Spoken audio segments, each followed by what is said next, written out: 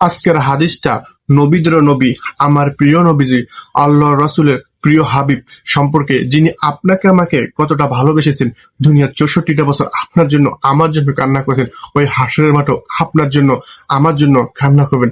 প্রিয় নবীজি আপনাকে আমাকে কতটা মহাব্বত করেছে, কতটা ভালোবেসেছে, এই হাদিস থেকে আমরা জেনে নেব। আপনি যদি আমার প্রিয় নবীজির উম্মত হয়ে খুশি হয়ে থাকেন, তাহলে আমার প্রিয় নবীজির উপর একটাবার দরুদ পড়ে যান সাল্লাল্লাহু আলাইহি ওয়াসাল্লাম। ক্বালা রাসূলুল্লাহ সাল্লাল্লাহু আলাইহি ওয়াসাল্লাম, লিকুল্লি নাবিয়্যিনা দাওয়াতুম মুস্তাজাবাতুল ইয়াদউ বিহা ওয়া উরিদু আন আখবিয়া দাওয়াতি সাফাআতাল লি উম্মতি ফিল আখিরা। হে আমার ভাই, রাসূলুল্লাহ সাল্লাল্লাহু আলাইহি ওয়াসাল্লাম বলেছেন, আমার নবী সাল্লাল্লাহু আলাইহি ওয়াসাল্লাম বলেন, প্রত্যেক নবীর জন্য একটা দোয়া আছে যেটা আল্লাহ কবুল করেন। সব নবী দুনিয়ার জীবনে সেই দোয়া করে ফেলেছেন, কিন্তু আমি আমি আমার দোয়াটা জমা রাখছি। ভাই, কিসের জন্য জানো? কিয়ামতের দিন আমার উম্মতের শাফায়াতের জন্য। সুবহানাল্লাহ, সুবহানাল্লাহ।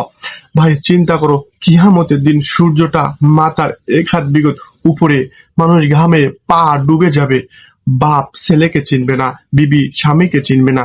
সেই কঠিন দিনে আদম আলাইহিসসালাম বলবে নফসি নফসি, নূহ আলাইহিসসালাম বলবে নফসি নফসি, ঈসা আলাইহিসসালাম বলবে নফসি নফসি। কিন্তু আমার নবীজি মুহাম্মদ সাল্লাল্লাহু আলাইহি ওয়াসাল্লাম, উনি কি বলবে জানো ভাই? উনি সিজদায় পড়ে যাবে, আল্লাহর আরশের খুঁটি ধরে কাঁদবে আর বলবে, ইয়া আল্লাহ, ইয়া উম্মতি, ইয়া উম্মতি, ইয়া উম্মতি, আমার গুনাহগার উম্মতকে মাফ করে দাও, আমার গুনাহগার উম্মতকে মাফ করে দাও। ভাই, ওই নবী দুনিয়ায় আইসা আমাদের জন্য কাঁদছে, তায়েফের মাঠে পাথর খাইছে আমাদের জন্য, দাঁত ভাঙছে উহুদের ময়দানে আমাদের জন্য, আর কিয়ামতে কাটবে আমাদের জন্য। কিয়ামতের দিন কাটবে আমাদের জন্য, আপনার জন্য। ভাই, ওই নবী উম্মতে আমরা লজ্জা লাগে না? উনি জান্নাতের দোয়া জমা রাখছে আমাদের জন্য, আর আমরা মোবাইল টিপি, গুনাহ করি, শুধু কাজ করে করে। ভাই, লা ইলাহা ইল্লাল্লাহ কলিজায় রাখো, শিরিক করো না, নামাজ ছাইরো না, কারণ নবীজি সাল্লাল্লাহু আলাইহি ওয়াসাল্লাম ওয়াদা করেছেন, নবী সাল্লাল্লাহু আলাইহি ওয়াসাল্লাম ওয়াদা করেন, শিরিক করে নাই যে তার জন্য আমি আছি, শিরিক করে নাই যে তার জন্য আমি আছি। ভাই, আজকে আমরা শিরিক করে ফেলি, একটাবার ভেবে দেখুন, মাজারে গিয়ে আল্লাহর সৃষ্টির সামনে আমরা মাথা নত করে ফেলি, ওইখানে গিয়ে আমরা অনেক কিছু চাই, আল্লাহর সাথে শিরিক করে ফেলি। আল্লাহ রাসূল বলতেছেন তোমরা শিরিক করো না, আমি ওয়াদা করতেছি।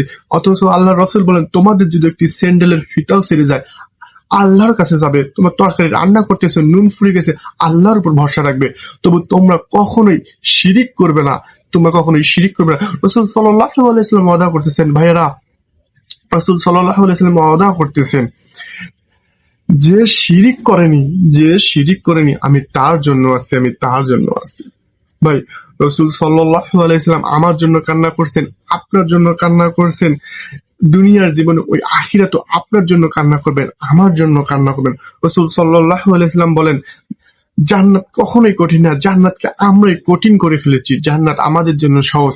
রাসূল সাল্লাল্লাহু আলাইহি ওয়াসাল্লাম সহজ কয়েকটি আমল আমাদেরকে শিখিয়ে দিয়েছেন। যে ব্যক্তি প্রত্যেক ফরজ নামাজের পর আয়াতুল কুরসি পাঠ করবে, তার জন্য জান্নাতে যাওয়ার বাধা হচ্ছে একমাত্র মৃত্যু। ওই ব্যক্তিটি যদি মৃত্যুবরণ করে, সে জান্নাতে চলে যাবে। যে ব্যক্তি ফজর ও আসর নামাজের পর এই দোয়াটি 7 বার করে পাঠ করবে, আল্লাহুম্মা আজিরনি মিনান নার, আল্লাহুম্মা আজিরনি মিনান নার, তার জন্য জান্নাত ওয়াজিব হয়ে যাবে। আর ছোট বড় সকলদেরকে সালাম দেওয়ার উপদেশ দিয়েছে।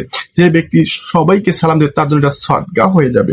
এই ছোট ছোট আমলগুলো আমরা নিয়মিত করবো, ওই আল্লাহর আযাব থেকে আমরা রক্ষা পাবো, ও আল্লাহর নিয়ামত স্বরূপ আমরা জান্নাতে প্রবেশ করবো। আর আমরা যেন কখনোই শিরক না করি। আল্লাহ রাসূল বলেন, তোমরা আমার আদর্শ ও সুন্নতের পথে তোমরা জীবনযাপন করো, আমার দেখানো পথে তোমরা জীবনযাপন করো, তোমরা আমার আদর্শবান উম্মত হয়ে ওঠো, মহান আল্লাহ তাআলা তোমাদের প্রতি রহম করবে। ভাই, এই হাদিসটি শুনে যদি আপনার দিল নরম হয়ে যায়, তাহলে হাদিসটি একটি লাইক, একটি কমেন্ট, একটি শেয়ার করে দিয়ে যাবেন এবং এই হাদিসটি আপনার বন্ধুর কাছেও পৌঁছে দিবেন। আপনার বন্ধু আজকে পথ হারা হয়েছে, আল্লাহ থেকে দূরে সরে আছে, এই হাদিসটি শোনার পর ওর মন নরম হয়ে আসবে, ও রবের দিকে ফিরে আসবে। আল্লাহ তাআলা প্রতিনিয়ত আমাদেরকে ডাকতেছেন, আল্লাহ ডাকতেছেন আমাদেরকে, আল্লাহ ডাকতেছেন আমাদেরকে যে ফিরে আসো বান্দা, ফিরে আসো, আমি তোমার তওবার অপেক্ষায় আছি। ভাই, তওবা দুই সময় কবুল হয় না, যখন পশ্চিম দিকে সূর্য হবে আর যখন আপনি মৃত্যুবরণ করবেন। আপনি যত বড়ই পাপী হন না কেন, মৃত্যুর আগে যদি আপনি তওবা করে ফেলেন, আল্লাহ তাআলা আপনার সকল গুনাহকে মাফ করে দিবে এবং কি সেই গুনাহকে নেকি দ্বারা পরিপূর্ণ করে দিবে। সুবহানাল্লাহ, সুবহানাল্লাহ। ভাই, এখনই তওবা করে ফেলুন।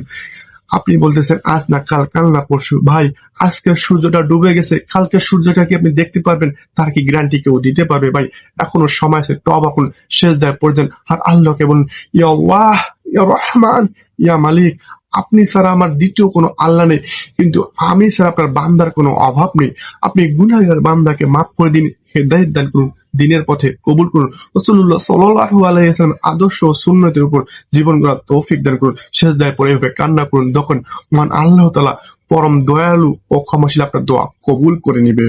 ভাই, এই হাদিসটা আপনার বন্ধুর কাছে পৌঁছে দিন, সে যদি রব থেকে দূরে সরে চলে যায়, সে হাদিসটি শুনে পর তার মন নরম হয়ে যাবে, ও রবের দিকে ফিরে আসবে, ও আপনার আমল নামে সদকায়ে জারিয়া দান করবে মহান আল্লাহ তাআলা। কেননা রাসূলুল্লাহ সাল্লাল্লাহু আলাইহি ওয়াসাল্লাম বলেন, যে আমার একটি হাদিস শুনলো ও অন্যের কাছে পৌঁছে দিল, মহান আল্লাহ তাআলা তার প্রতি রহম করলো। আমি নবী হাশরের মাঠে তার জন্য কিয়ামতের দিন আল্লাহর দরবারে বিশেষভাবে সুপারিশ করব। আপনি যদি ওই সৌভাগ্যবান ব্যক্তি হতে চান, তাহলে হাদিসটি বেশি থেকে বেশি একে অপরের কাছে পৌঁছিয়ে দিন।